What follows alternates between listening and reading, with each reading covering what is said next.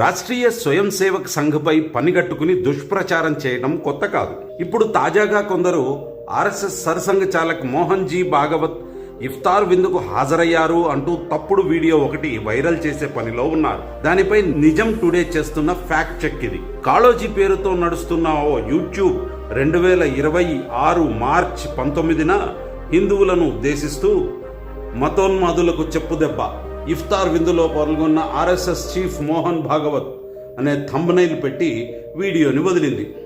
అయితే ఆ వీడియోలో మోహన్ జీ భాగవత్ కేవలం ఒక మౌలానాతో కలిసి కూర్చుని తన వద్దకు వస్తున్న వారిని పలకరిస్తున్న ఉన్న దృశ్యాలు మాత్రమే ఉన్నాయి.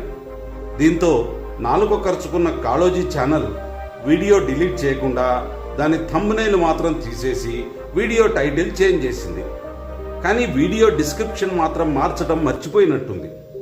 అయినా సరే ఆ ఛానల్ తీసేసిన థంబ్నైల్ అవశేషాలు ఇప్పటికీ గూగుల్ సెర్చ్ ఇంజన్లో కనిపిస్తున్నాయి.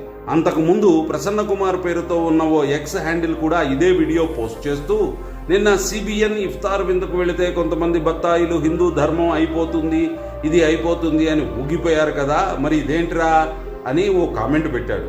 ఆజాద్ ఫ్రేమ్ వ్లాగ్స్ పేరిట ఓ ఫేస్బుక్ పేజ్ కూడా ఇదే వీడియో షార్ట్స్లో పోస్ట్ చేసి మోహన్ జీ భాగవత్ ఇఫ్తార్ విందుకు హాజరైనట్లు ప్రచారం చేస్తోంది.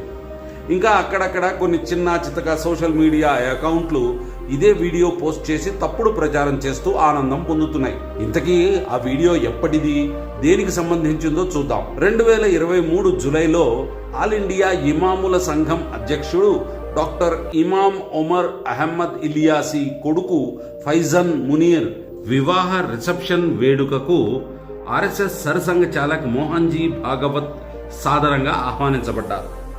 ఆ కార్యక్రమానికి హాజరైన మోహన్ జీ భాగవత్ డాక్టర్ ఇమాం ఉమర్ అహ్మద్ ఇలియాసితో కాసేపు ముచ్చటించి అదే సమయంలో తనను కలిసిన వ్యక్తులకు కొన్ని జ్ఞాపికలు అందించారు.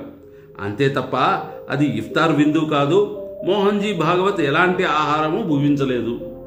సోషల్ మీడియాను రాజకీయ అబద్ధపు ప్రచారం కోసం కాకుండా సామాజిక బాధ్యతతో ఉపయోగిద్దాం. మరిన్ని వీడియోల కోసం ఈ యూట్యూబ్ ఛానల్కి సబ్స్క్రైబ్ చేయండి.